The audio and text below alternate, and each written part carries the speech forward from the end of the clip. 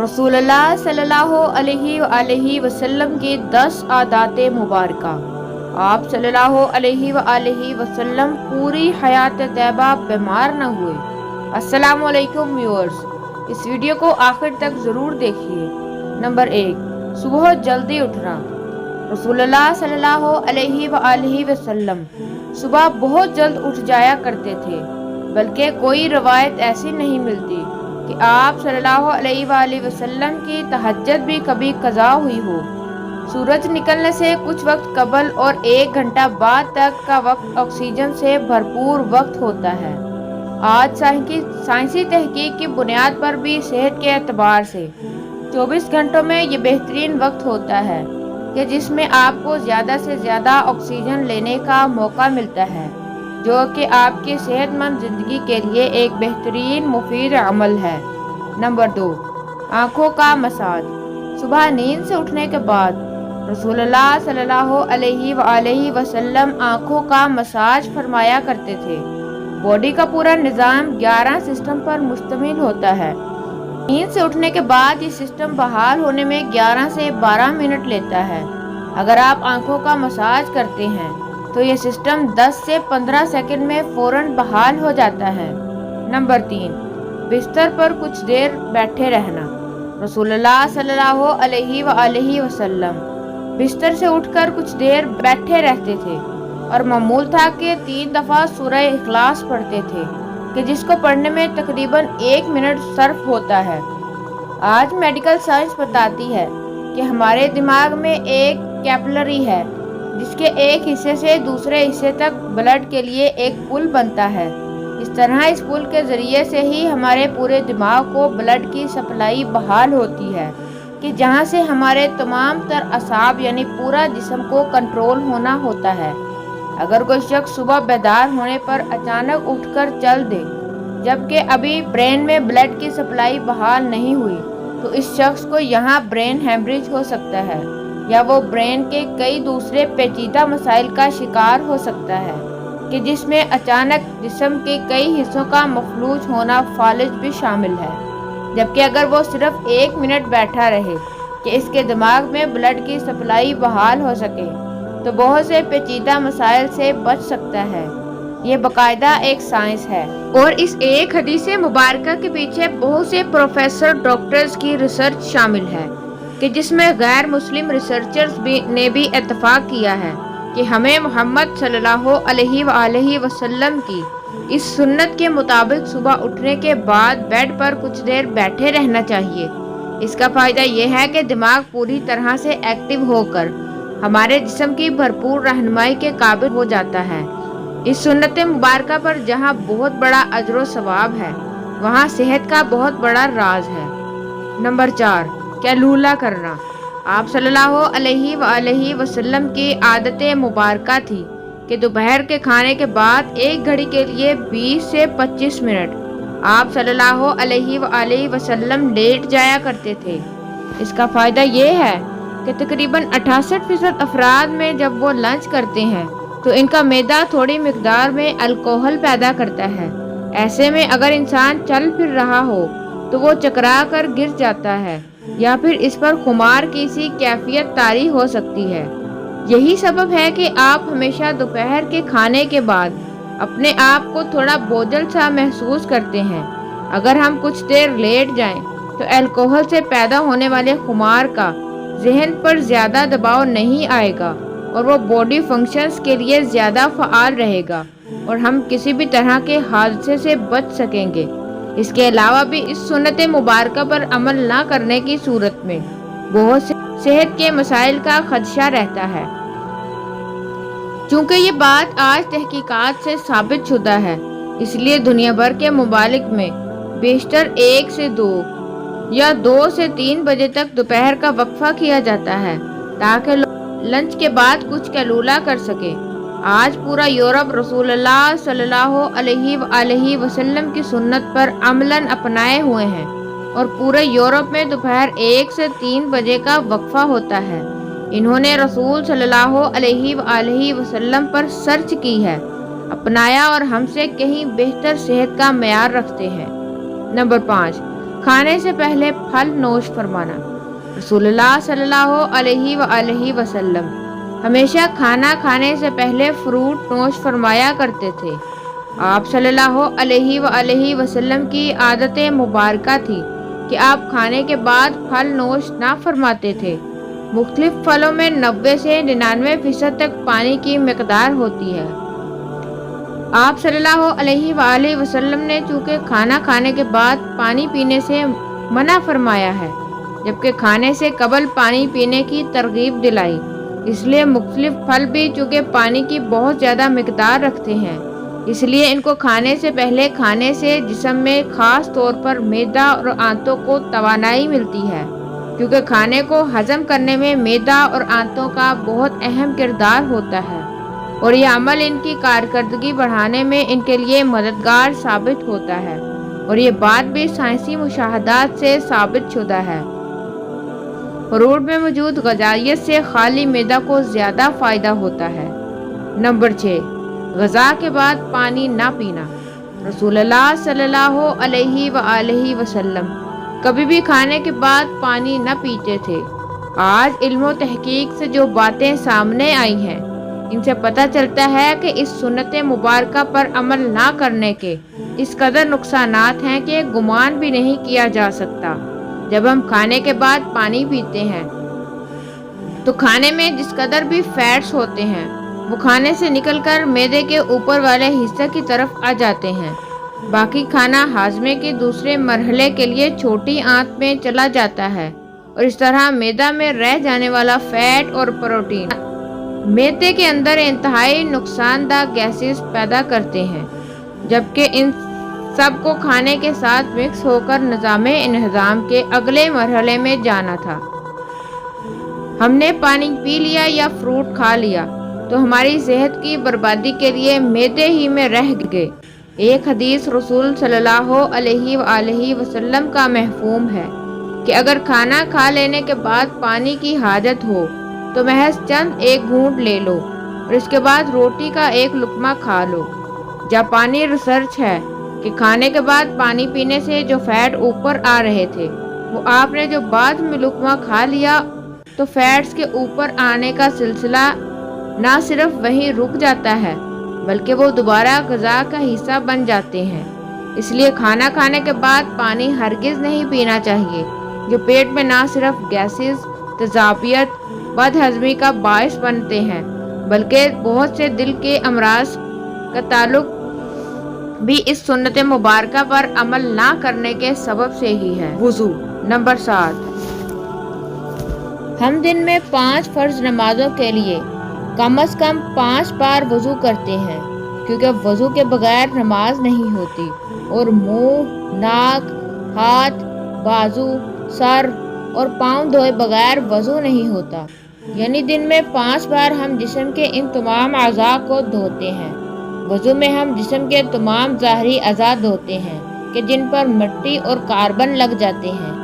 آج سائنسی مشاہدات پر بات ثابت کرتے ہیں کہ جسم کے جن اعضاء پر مٹی یا کاربن لگ جاتی ہے تو اگر ان کو صاف نہ کیا جائے اور جسم کے اس حصے پر زیادہ دیر لگے رہیں تو ان اعضاء کے دماغ کا کنیکشن کمزور ہو جاتا ہے، یعنی جسم کا اعصابی نظام کمزور ہو جاتا ہے، کیونکہ وہ مسلسل دماغ کو یہ پیغام بھیج رہے ہوتے ہیں کہ جسم میں کوئی چیز آ گئی ہے اور اس کی صفائی کا اہتمام کیا جائے۔ اگر ایک شخص منہ دھوتا ہے اور اس کے بعد شام میں آ کر منہ دھوتا ہے تو اس کے اعضاء اور دماغ کا تعلق کمزور پڑ جاتا ہے، جس سے بعد میں وہ بہت سے اعصابی مسائل کا شکار ہو سکتا ہے۔ اسلام کم از کم دن میں 5 بار آپ کے اعضاء کی صفائی کا بندوبست کرتا ہے، اور جمعہ کے روز ناخن، زیر ناف اور بغلوں کے غیر ضروری بال کاٹنے سمیت مکمل صفائی کا اہتمام کرتا ہے۔ رسول اللہ صلی اللہ علیہ وسلم نے نہ صرف ایسا کرنے کا حکم فرمایا بلکہ یہ سب آپ صلی اللہ علیہ وسلم کی سنت مبارکہ کا حصہ بھی ہیں۔ نمبر 8، جلد سونا۔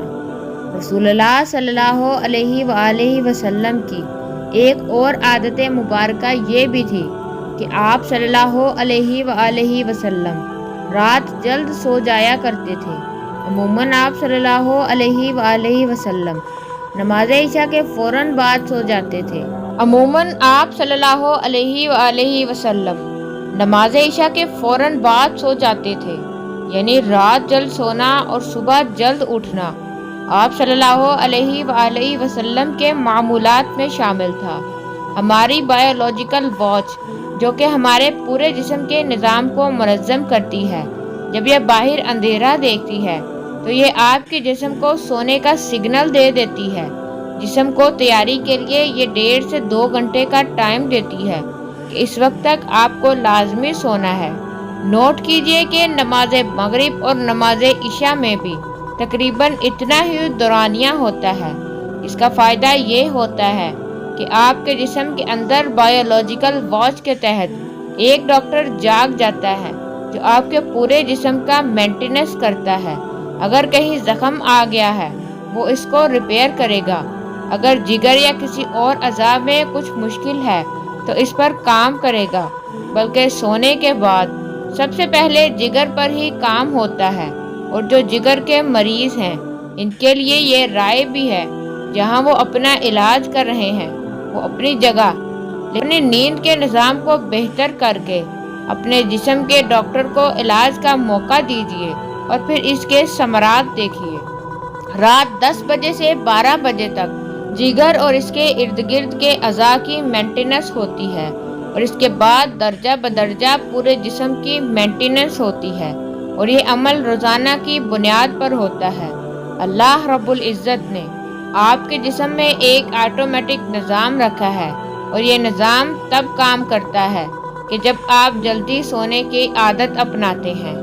عہد جہالت میں عربوں میں ایک رواج تھا کہ رات کے کھانے کے بعد ان کے ہاں شعر و شاعری اور دیو ملائی کہانیوں کی محفلیں ہوتی تھی جو رات گئے 2 بجے تک چلتی رہتی تھی، اور اس ماحول میں رسول صلی اللہ علیہ وآلہ وسلم کا رات جلدی سونا بھی ان کے نزدیک ایک قابل اعتراض عمل تھا۔ یہ تو عہد جہالت تھا، لیکن آج ماڈرن ایج کا دعویٰ کرنے والے ہم مسلمان کے ہاں بھی دیر تک جاگنے کو نہ صرف قابل اعتراض نہیں سمجھا جاتا بلکہ کچھ حد تو قابل فخر بھی جانا جاتا ہے۔ عہد جہالت کی محفلوں کی جگہ آج ماڈرن انٹرنیٹ اور سیٹلائٹ ٹیکنالوجی نے لے لی ہے، لیکن جلدی سونا رسول اللہ صلی اللہ علیہ وآلہ وسلم کے معمولات میں تھا، کیونکہ جسم کے اندرونی ڈاکٹر کی افادیت سے واقف تھے، اور یہی وجہ ہے کہ پوری حیات مبارکہ رسول اللہ صلی اللہ علیہ وآلہ وسلم ایک لمحے کے لیے بھی بیمار نہیں ہوئے۔ نمبر 9، مسواک کرنا۔ رسول اللہ صلی اللہ علیہ وآلہ وسلم مسواک کو ایک بہت پسند فرماتے تھے، اور خصوصاً دن میں 5 دفعہ ہر نماز میں وضو کے ساتھ تو ضرور اس کا اہتمام فرماتے تھے۔ اس کے علاوہ بھی جب گھر تشریف لاتے کسی محفل میں حاضری سے پہلے غرض بے موقع مسواک کا اہتمام کرتے اور مسواک کو بہت محبوب رکھتے تھے۔ ہوتا یہ ہے کہ جب ہم کھانا کھاتے ہیں تو دانتوں کے درمیان کھانے کے کچھ نہ کچھ ذرات ضرور رہ جاتے ہیں، اور کھانے کے 1 گھنٹے بعد ان میں بیکٹیریا پیدا ہو جاتے ہیں۔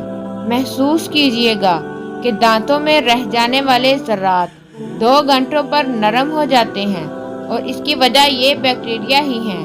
اس لیے ہمیں کہا گیا ہے کہ کھانے سے پہلے، بعد، سونے سے پہلے، بعد مسواک کا اہتمام کیا جائے، ورنہ یہ آپ کے ہارٹ اٹیک کا بھی سبب بن سکتی ہیں۔ آج امریکہ اور مغربی ممالک میں صبح اٹھتے بغیر دانت منہ صاف کیے کھانے پینے کا رواج عام ہے، جو ان میں طرح طرح کی بیماریوں کا سبب بن رہا ہے۔ آسٹریلیا کی ایک یونیورسٹی نے ہارٹ اٹیک کے 500 مریضوں پر ریسرچ کی کہ انہوں نے جہاں اور بہت سی وجوہات بیان کی، وہاں ایک کامن وجہ یہ بھی سامنے آئی کہ یہ لوگ ٹوتھ برش کرنے کے عادی نہ تھے، جس کے سبب ان کے دانتوں میں جمع میل پیٹ میں جا کر اس قدر ملٹیپلائی ہوا کہ وہ ہارٹ کے آرٹریز کو بلاک کرنے کا سبب بنا۔ ان کو ہارٹ اٹیک کا اصل سبب ان کے دانتوں کا میل تھا۔ جبکہ ہمیں رسول اللہ صلی اللہ علیہ وآلہ وسلم مسواک کی اس حد تک تلقین فرمائی کہ ایک موقع پر فرمایا کہ اگر امت پر بھاری نہ ہو تو میں امت پر مسواک کو فرض قرار دے دیتا۔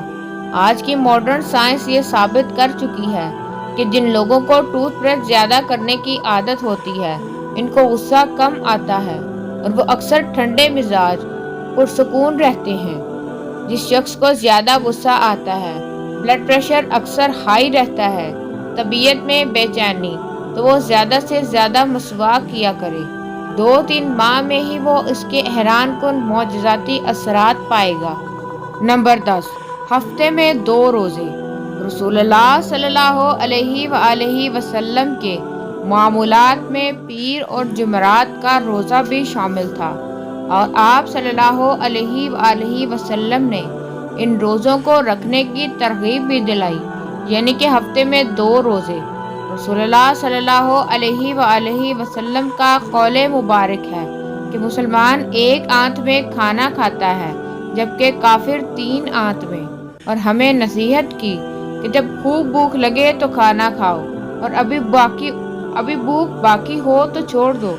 یہ عمل آج کل جدید میڈیکل کی زبان میں آٹوفیجا کہلاتا ہے۔ یہ انسانی جسم کو صحت مند رکھنے کا ایک بہت عظیم راز ہے۔ ہوتا یہ ہے کہ جب ہم معمول کے مطابق اپنی ضرورت سے زیادہ کھانا کھاتے رہتے ہیں تو جسم میں ایکسٹرا پروٹین فیٹس اکٹھے ہو جاتے ہیں، جو کہ جسم کی ضرورت سے زائد ہونے کے سبب جسم میں زہر کا کردار ادا کرتے ہیں اور مختلف بیماریوں کا سبب بنتے ہیں۔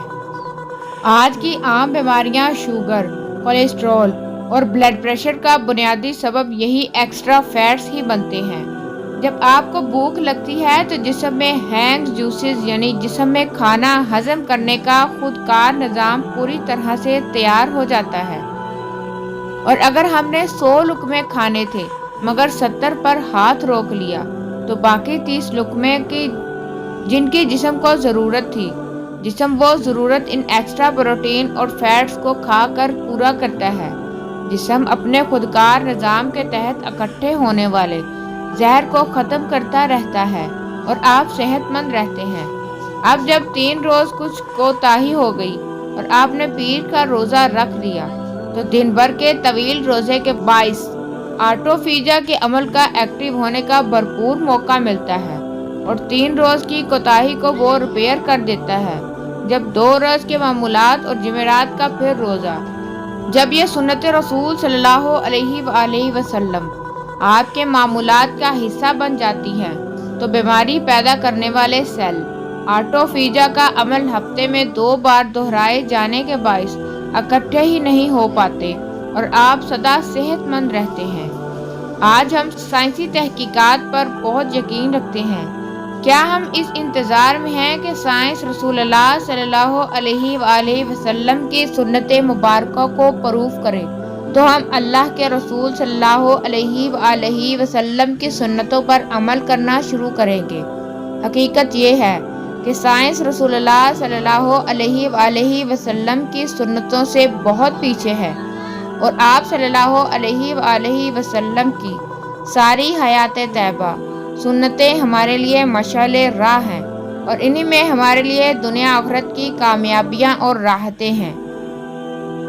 اے مسلمانوں، تمہارے لیے اللہ کے رسول صلی اللہ علیہ وآلہ وسلم کی زندگی ایک بہترین نمونہ ہے۔